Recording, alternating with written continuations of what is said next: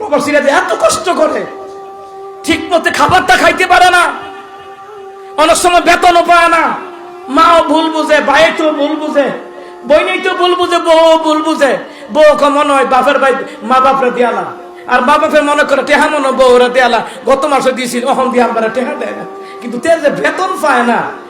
আমি নিজে দেখছি প্রবাসীদের দৃশ্যগুলো, আমি কেমনে বুঝাবো আপনাদেরকে? প্রবাসীরা এত কষ্ট করে, পলিথিন কাগজের মধ্যে খাবার খায়, পলিথিন কাগজে, উত্তপ্ত মরুভূমির বালির উপরে বসে বসে খায়।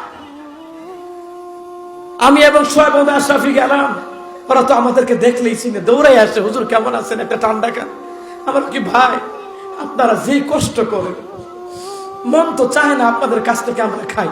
বলে হুজুর না খাইলে কষ্ট পাবো, একটা ঠান্ডা হইলে খান।